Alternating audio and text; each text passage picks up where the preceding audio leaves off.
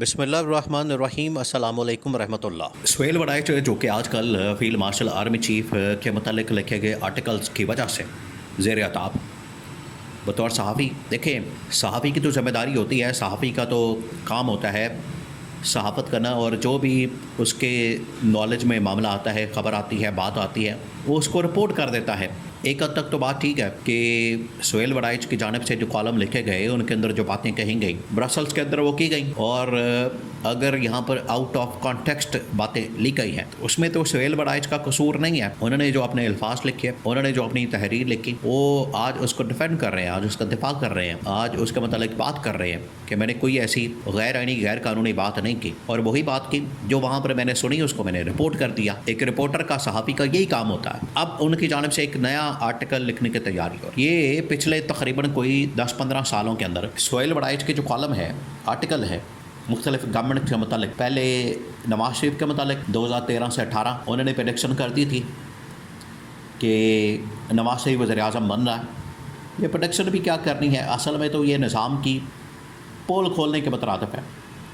نظام کی کمزوری کو ظاہر کرتا ہے کہ نظام کے اندر جو مکمکہ ہوتا ہے، ایک انڈرسٹینڈنگ ہوتی ہے نظام کے اندر، جو NR ہوتا ہے، اور پہلے سے ہی مکمکہ کر کے سب کچھ طے کر لیا جاتا ہے، اور انتخابات کا جو ڈرامہ کیا جاتا ہے، انتخابات کی جو ایکسرسائز کی جاتی ہے، یہ بالکل بے سود اور بے معنی قسم کی ہوتی ہے۔ تو پہلے سے ہی پریڈکشن کا دینا اس بات کا ثبوت ہے کہ مکمکہ پہلے ہو جاتا ہے اور بعد میں الیکشن کروا کے اس کے اوپر مہر لگا دی جاتی ہے۔ تو اس وقت بھی سہیل وڑائچ نے کہہ دیا تھا، پھر عمران خان کے متعلق بھی ان کی پریڈکشن آ گئی، اور بعد میں انہوں نے اس کے اوپر آرٹیکل لکھا کہ یہ کمپنی نہیں چلے گی، اور انہوں نے اسٹیبلشمنٹ اور عمران خان کے گٹھ جوڑ کا ذکر کیا۔ اس کے بعد انہوں نے پھر نواز شریف کے متعلق کہا کہ وہ وزیر اعظم بننے جا رہے ہیں، وہ تو نہیں بنے، بیچ میں سے نکل آئی شہباز شریف۔ اب شہباز شریف کے متعلق وہ یہ بات کر رہے ہیں کہ یہ شو نہیں چلے گا، یہ ہائیبرڈ نظام نہیں چلے گا۔ اب اس کے اندر تو یہ واضح طور پر بتا رہے ہیں، سہیل وڑائچ یہ بات کر رہے ہیں کہ یہ ایک ہائیبرڈ نظام ہے، یہ ایک جعلی قسم کا نظام ہے، کہ اس جعلی قسم کے نظام کو مسلط کر دیا گیا جعلی طریقے سے، بغیر عوام کی سپورٹ اور حمایت کے، بغیر عوام کی نمائندگی کے، تائید کے، حمایت کے، تو یہ نہیں چلے گا۔ اب نیا آرٹیکل آ رہا ہے مارکیٹ کے اندر، اور وہ پبلش ہونے والا ہے عمران خان کی رہائی اور آزادی اور عمران خان کے وزیر اعظم بننے کے متعلق، بہت بڑا آرٹیکل، اور وہ پریڈکشن آ رہی ہے۔ اب ان کی جانب سے باتیں شروع کر دی گئی ہیں۔ دیکھیں آج جو پاکستان کے اندر حالات بنا دیے گئے ہیں،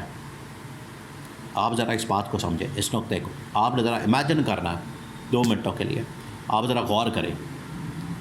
آج جو حالات بنا دیے گئے ہیں، اس گورنمنٹ نے ملک کے اوپر جو حالات مسلط کر دیے ہیں، اس میں صرف عوام نہیں، عوام کو تو مشکلات کا سامنا ہے، مہنگائی کی وجہ سے، بے روزگاری کی وجہ سے، اب سیلاب کی نئی آفت آ گئی ہے، لوگوں کے لیے روزگار نہیں ہے، کاروبار نہیں ہے،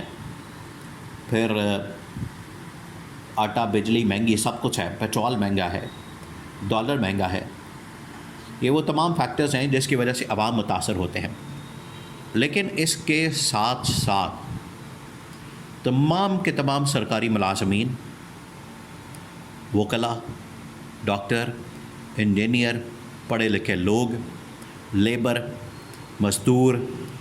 تمام لوگ وہ اس حکومت سے تنگ ہیں، اور اس حکومت سے تنگ ہونے کی وجہ سے وہ سراپا احتجاج ہے۔ اس کے ساتھ ساتھ ایک اور اہم ترین طبقہ وہ ہے صحافیوں کا۔ صحافیوں نے اس دور کے اندر جس قسم کی مشکلات کا سامنا کیا، پستائیت کا، بربریت کا، ظلم اور جبر کا، یزیدیت کا، ملوکیت کا، وہ آج تک کبھی کسی دور کے اندر اس طرح کا سامنا نہیں کیا۔ اب اٹھا کے دیکھ لیں، صحافیوں کی ایک لمبی لسٹ ہے جن کو غائب کر دیا جاتا ہے، اٹھا دیا جاتا ہے، آفر کر دیا جاتا ہے، نوکری سے نکلوا دیا جاتا ہے، ان کی چھٹی کروا دی جاتی ہے، پرچے کیے جاتے ہیں، مقدمات کیے جاتے ہیں،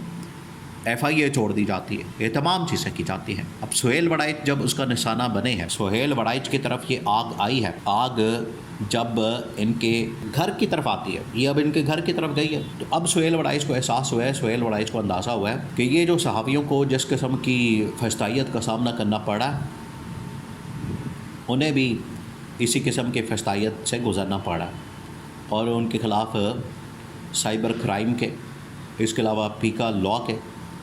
اور اس قسم کے مقدمات ان کے اوپر کیے جا رہے ہیں۔ اب انہیں احساس ہوا ہے،